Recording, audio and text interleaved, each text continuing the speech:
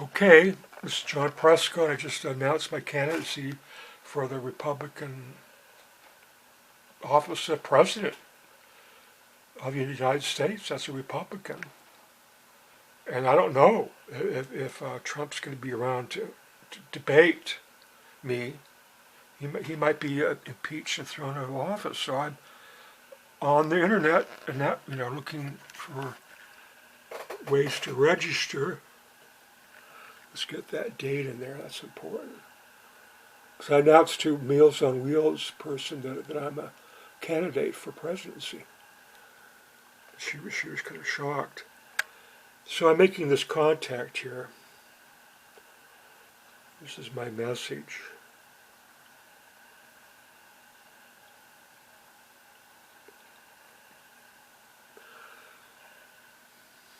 And I'll read it to you because I'm going to send this. This will be a record. My name is John Presco. I am kin to Jesse Benton and John Fremont, who was the first Republican candidate for the office of president. I am concerned about whether President Trump will be impeached and removed from office. If he is, I would like to pick up the gauntlet and carry on family traditions. How do I become a Republican candidate for our nation's highest office? Okay, so I'm going to send that, and there it goes. Thank you for your message, see? See, now it's official. Let's look at that time. This is my first historic contact with the Republican Party. Now I'm going to try to call this number up and see if I can't get someone.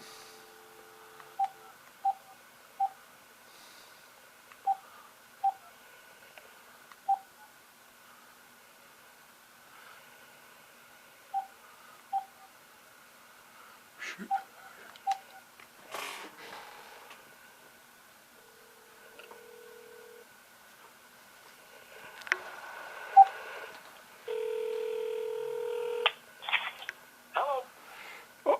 Yes.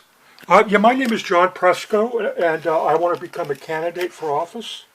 Republican. I'm a registered Republican. I'm related to John Fremont, Jesse Benton through the Benton family. My sister was a famous artist married to the Benton family. So I feel obligated to run for the office of president. President of the United States. Yeah. John Fremont was the first candidate for the Republican Party that he helped found, along with. No, I don't.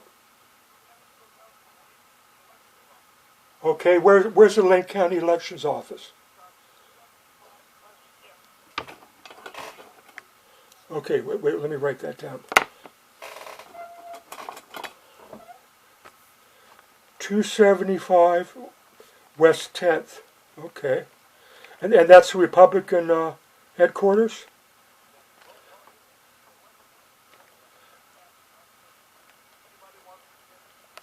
Oh.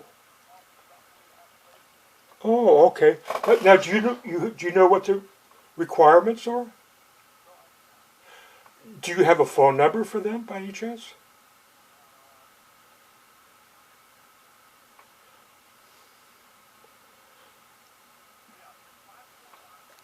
Okay, hold on. 541.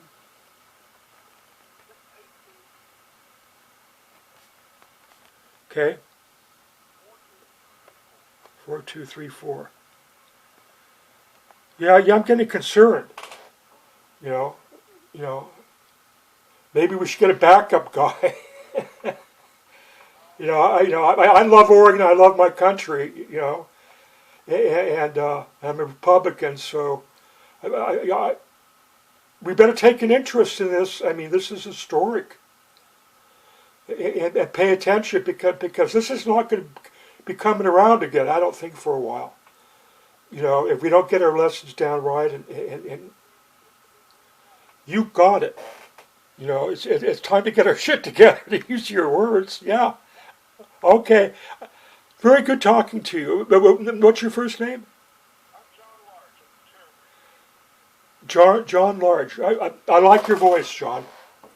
Well, maybe we'll meet someday. Okay. Bye. No. It's Spring. Oh, okay. Yeah. Pleasant Hill Shopping Center. Okay, West End. Oh, good. Well, I'll drop in. We'll get the shake. Maybe you'll be the first hand that I shake as a cat. All right. Take care. Bye.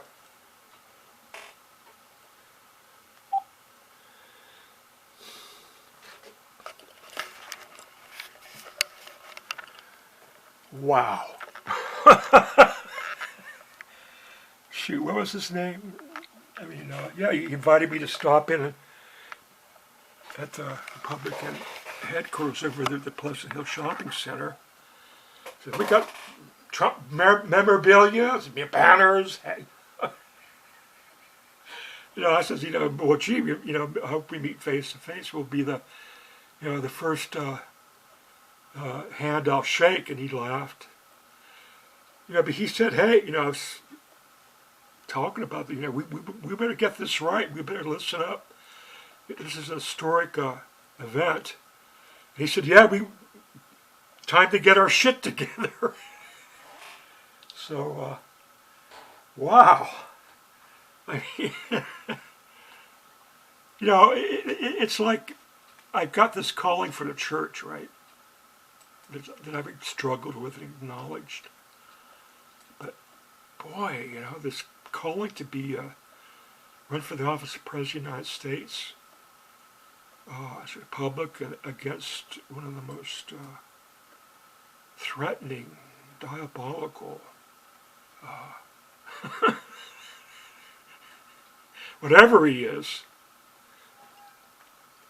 So, when I wrote this, published it around 11 o'clock, I was just blown away. I'm going to try to read it. Because there was some hypothetical questionings going on the TV in front of the Senate Congress and about what was the intentions of our founding fathers and when it comes to impeachment and how dare the Democrats do this, and at the end, after listening to that, I looked at the Confederate Constitution, and I made some hypothetical points myself, which were just like right off the floor of the Senate when my kin, Senator Thomas Hart Benton, was in there slugging it out with the people that became the Confederacy.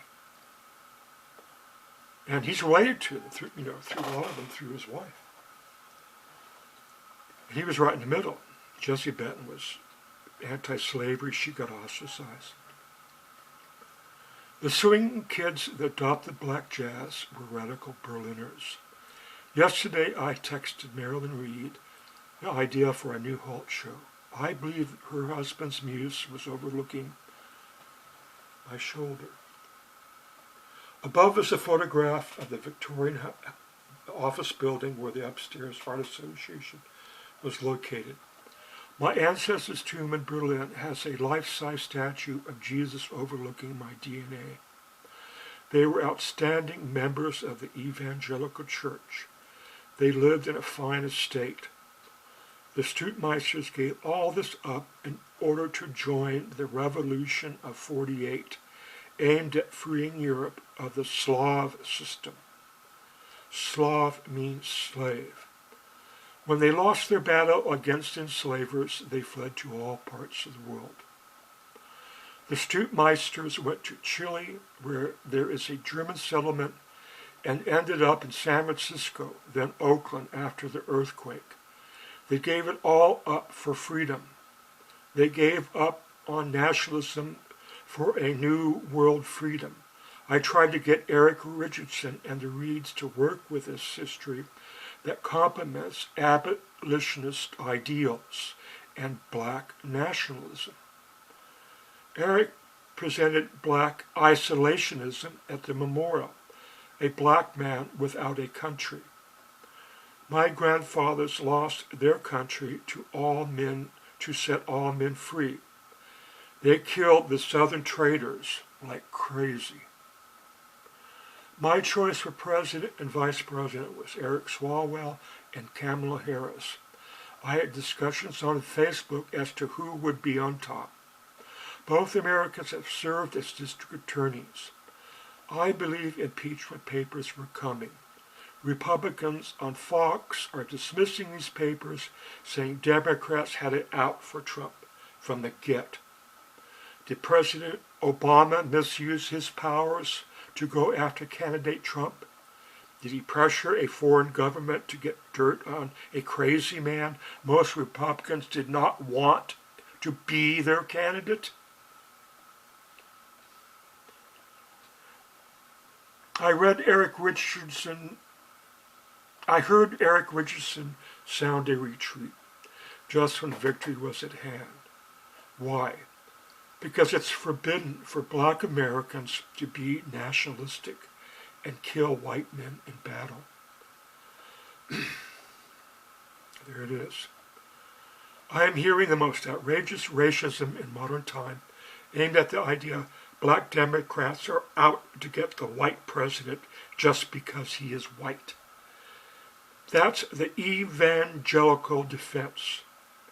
This is why 20 million white evangelicals refuse to use their God-given minds, accept the truth, and put their white leader out of the White House on his ass. Rise up, my dear Berliners.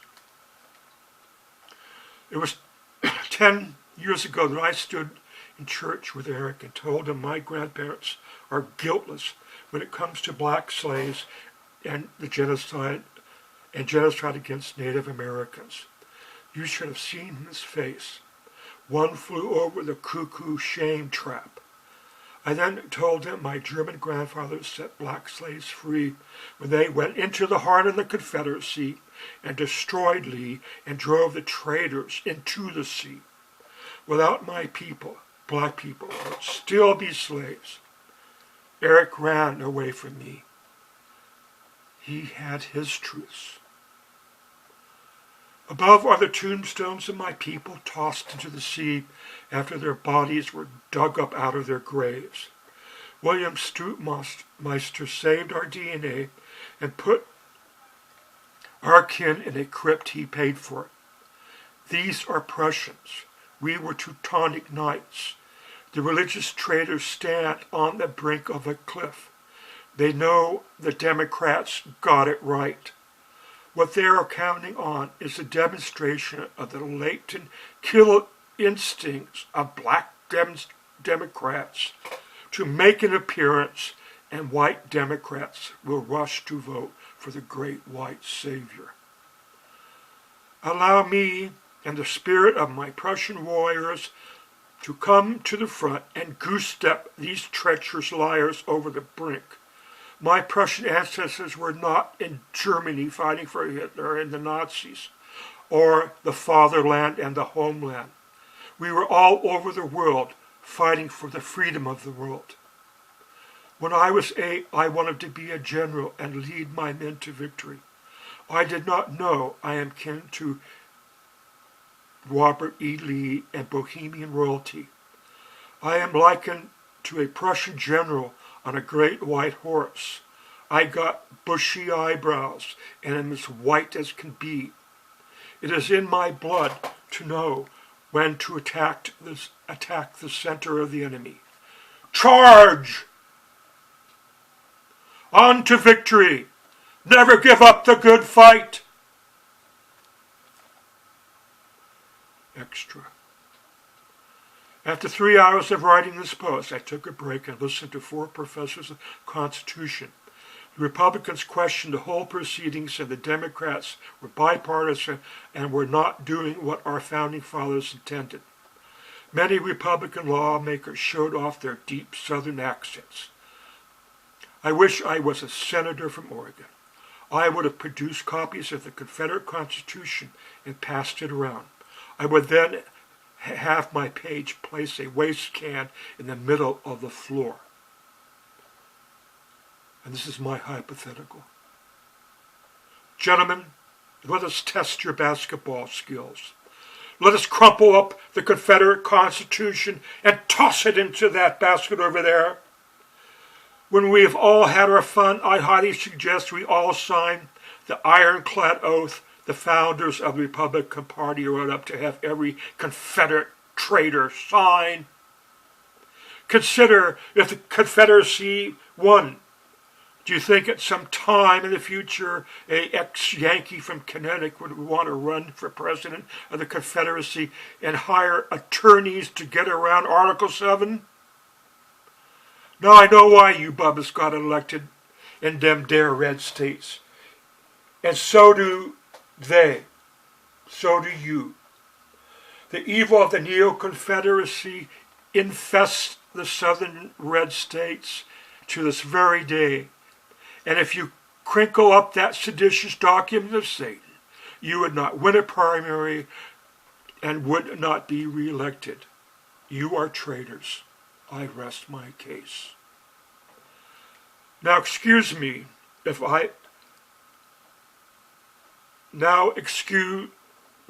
if you excuse me, I will be going to the men's room to take a shit on your evil document. You demons have had your day once again. Article 7. No person except a natural-born citizen of the Confederate States or a citizen thereof at the time of the adoption of the Constitution or a citizen thereof born in the United States prior to the 20th of December 1860 shall be eligible for the office of president.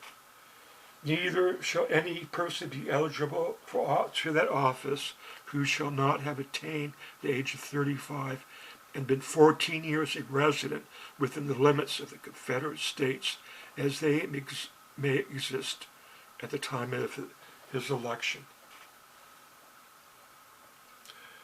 These bastards from hell were not secessionists. They were conquerors. They wanted to conquer the whole United States. All of them. And they wanted to foist their new constitution on their conquered people. On the conquered people.